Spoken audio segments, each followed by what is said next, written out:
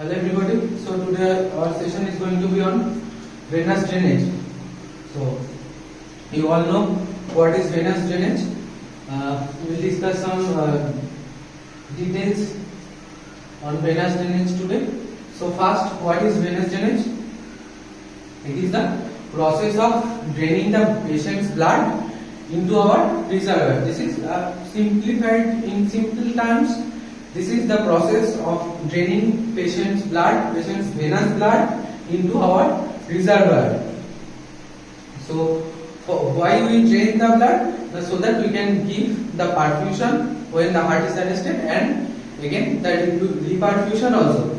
So, as a whole, for definition, what we can say? The process of diversion. The process of diversion of patient's venous blood into extracorporeal circuit to facilitate cardiopulmonary bypass, and reperfusion is called the venous drainage. Now, what are the types of venous drainage? Venous drainage are mainly of two types: gravity siphonage and augmented venous drainage. So, the most commonly used technique is the gravity siphonage. This is the most commonly used technique, we all know. So, how it works? Now, it works in this technique. We just use the gravity to drain the patient's blood into reservoir. That means we keep our reservoir in lower level than patient's body level, so that the blood is drained by gravity into the reservoir. So what should be the minimum height difference between patient's level and the reservoir level? It is approximately 30 centimeter. 30 centimeter or 1 foot.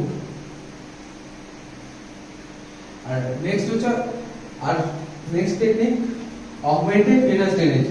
So augmented, from the word augmented, we can easily understand that in those cases where only gravity is not enough to drain the patient properly, to get venous drainage in adequate amount to maintain the perfusion, to maintain the adequacy of perfusion, in those cases we need to augment the venous return from the patient body.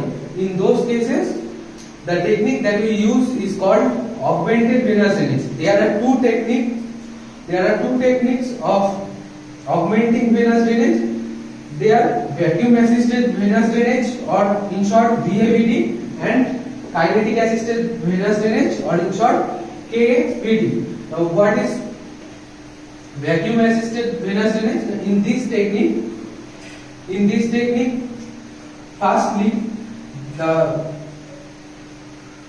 we attach vacuum to the reservoir. So the first requirement of this technique is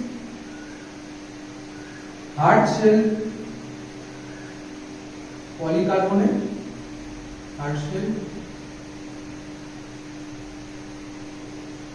The use of hard shell polycarbonate reservoir. Only with hard shell polycarbonate reservoir we can use this technique. If we use soft shell collapsible reservoirs, then this technique cannot be used, because when we will connect the vacuum, the bag will collapse and nothing will come from the patient into the venous reservoir. So we connect the vacuum. The negative pressure must not be more than -100 of mmHg. So there is a negative pressure in the venous reservoir. So obviously the blood will flow from the positive pressure towards the negative pressure. That means from the patient body towards the negative pressure in the reservoir. Next is kinetic assisted venous drainage. In this technique, what we do? We usually attach a blood pump to the venous line. In normal, in daily practice, what we do, only a venous line is connected from patient's venous cannula to the to our reservoir venous inlet, to our reservoir's venous inlet. There is no pump in between that line. In normal circuit, this is the patient body, here is the venous reservoir, a simple tubing, usually in adults, usually in half-inch tubing connects the patient's SVC and IVC and venous reservoirs, venous inlet. There is no pump in between the line. In case of kinetic assisted venous drainage, what we do? We attach a blood pump in this line. In this line, we attach a blood pump. This is a blood pump. Usually, it may be centrifugal blood pump or roller pump, occlusive roller pump.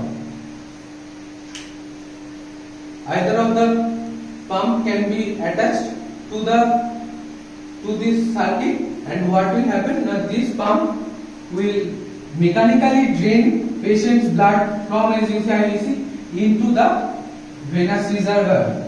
This is called kinetic assisted venous drainage. And now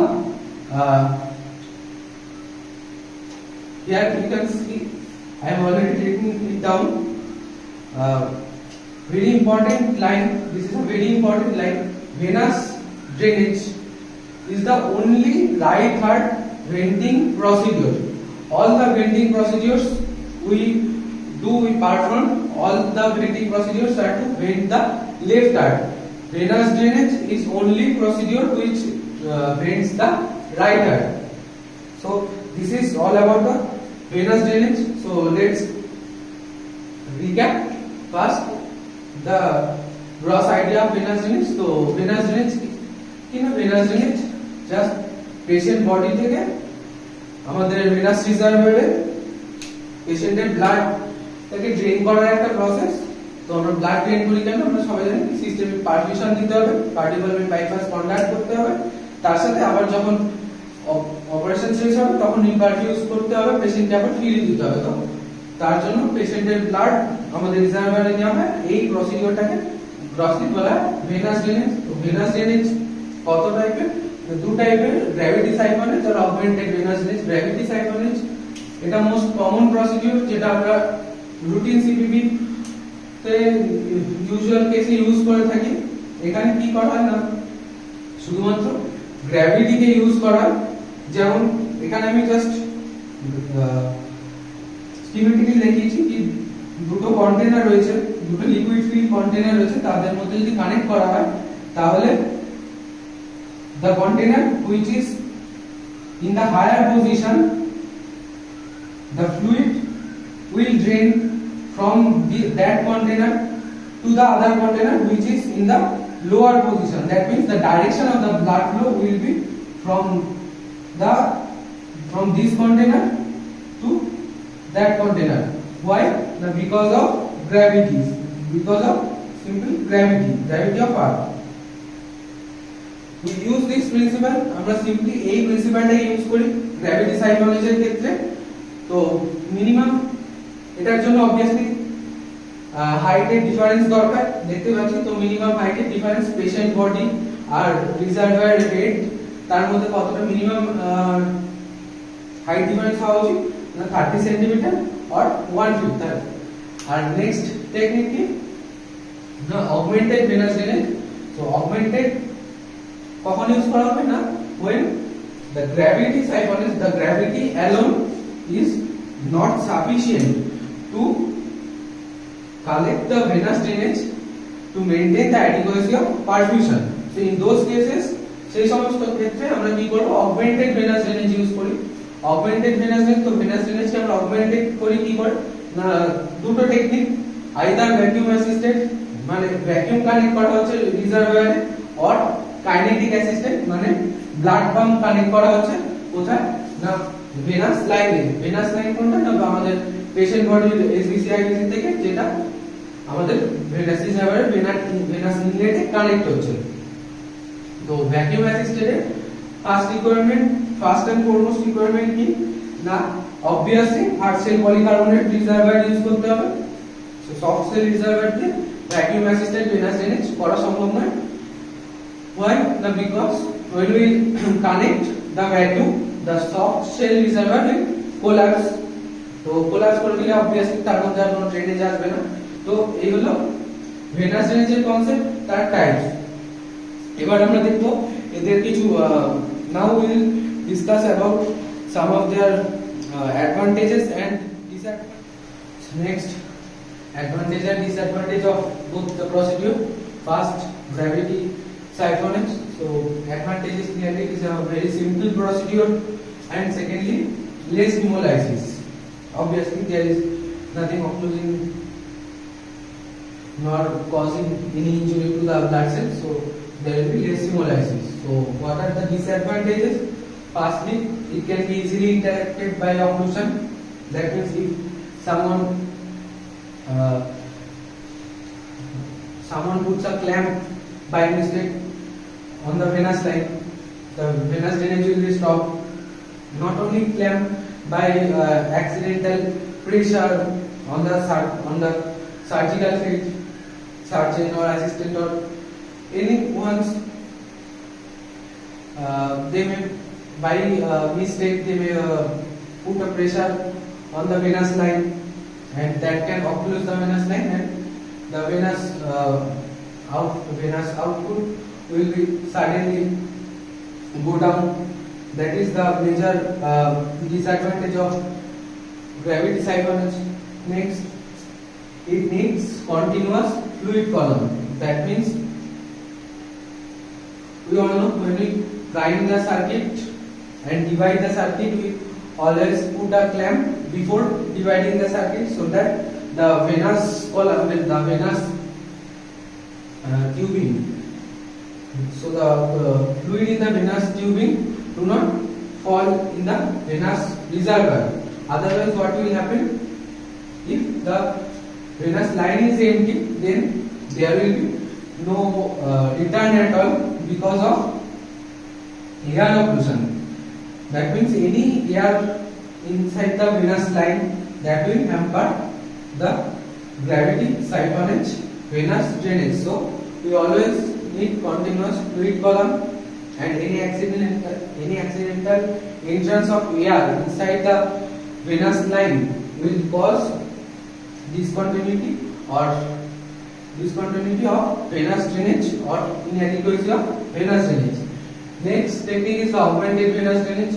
So advantage is in case of especially in case of minimally invasive surgeries where central cannulation is not done, but the venous drainage is taken from the femoral veins. In many cases, we can see that the venous drainage from the femoral vein does not suffice. It does not suffice the need to give the adequate perfusion. In those cases, we can use augmented venous drainage to get the adequate return from the patient. And disadvantage in this case is obviously hemolysis, because especially in case of kinetic assisted venous drainage, in case of KVD, in case of kinetic assisted venous drainage, what we do, we connect a blood pump in the venous line, which causes hemolysis. So this is all about the venous drainage itself. Now we will see what can be the reasons. What can be the reasons of inadequate venous drainage? So before that, I'll just in brief discuss the advantages and disadvantages. So firstly, gravity drainage ক্ষেত্রে কি advantage না simple process, শুধুমাত্র পেশেন্টের এসবিসিআইএস cannula আর বা পেশেন্টের dual stage cannula তার সাথে venous inlet venous reservoir inlet connect করলে, শুধুমাত্র টিউবিং দিয়ে কানেক্ট করলে ভেনাস ড্রেনেজ পাওয়া যায় আর লেস হেমোলাইসিস, কারণ এখানে কোনো রকম ইনজুরিয়াস ফ্যাক্টরস নেই যেটা ব্লাড সেল জমার কারণ হবে। ডিসঅ্যাডভান্টেজ কি কি রয়েছে?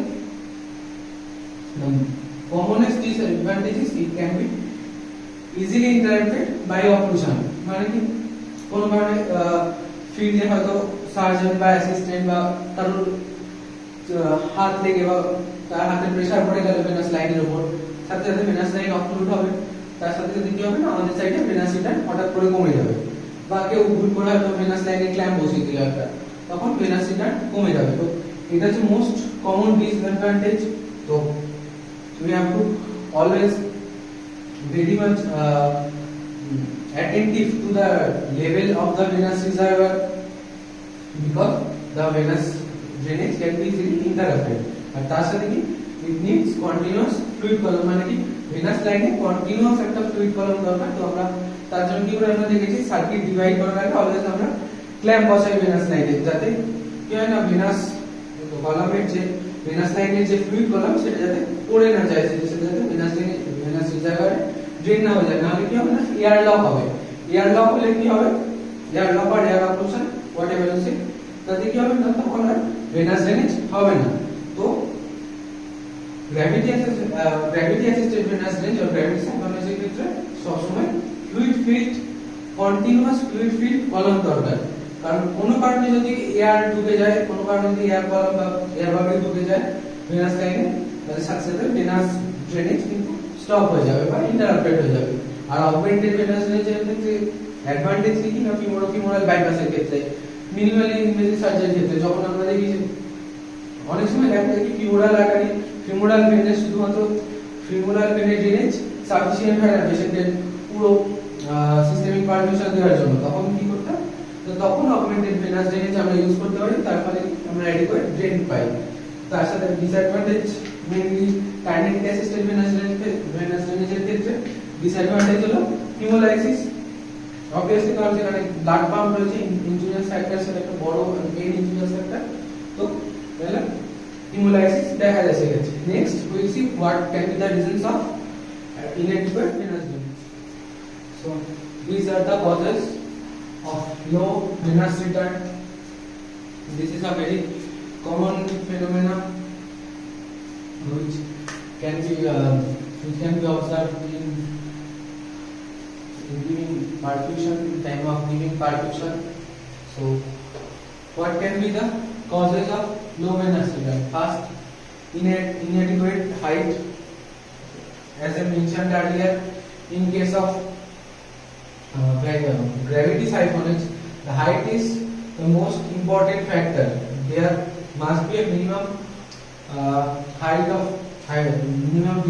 minimum height difference between patient body level and the venous reservoir level must be minimum 30 cm or 1 inch, 30 cm or 1 foot.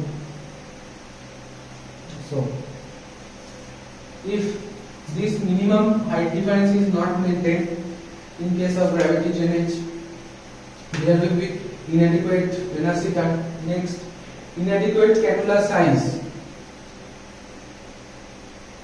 If the venous cannula which are used are inadequate size according to patient's body weight and patient's ABC IBC size, patient's blood volume, then there will be inadequate venous return.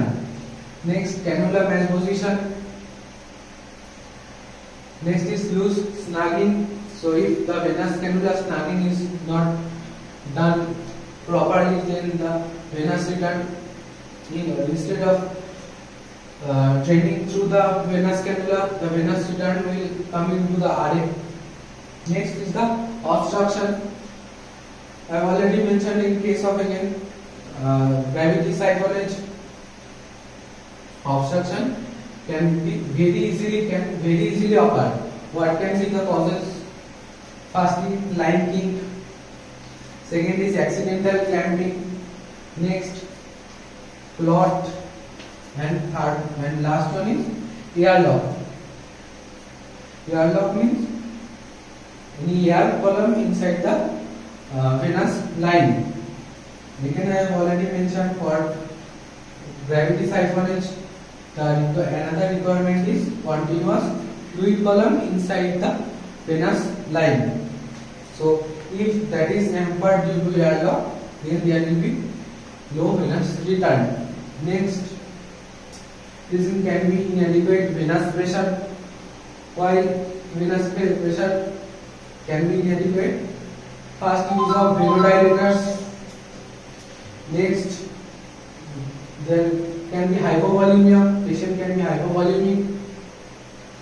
And next is fluid shift to interstitial space due to obviously low oncotic pressure, low colloid oncotic pressure, as we use hemodilution in case of cardiopulmonary bypass. So oncotic pressure is usually lower, so fluid shift to third space or fluid shift to interstitial space can occur. Then again that will cause patient to be hypovolemic and there will be low venous return. If the patient is bleeding, if the hemostasis is not done in proper way, the patient is bleeding in excessive amount and that is collected in the surgical field. It may be inside the pleural cavity or maybe inside the pericardial cavity. It is collected inside the surgical field and not coming to us, to the venous reservoir. Then there will also be low venous return. Next is non-cardiac shunts. If any present, then also we will see low venous return. Excessive use of non-cardiac suctions.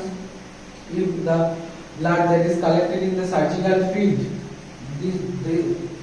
those blood are sucked out by the non-cardiac suctions, means not by the internal suction. It is sucked by the non-cardiac suction and wastage of blood is occurring, then there will be also low venous return. If there is any systemic to pulmonary shunt, then the perfusion, the systemic perfusion that we are giving, the part of systemic perfusion will go into the pulmonaries and the venous return will gradually go down.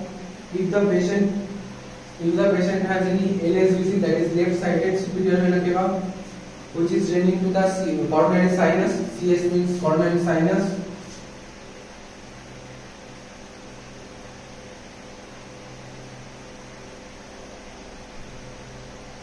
and gradually inside the RA, then what will happen?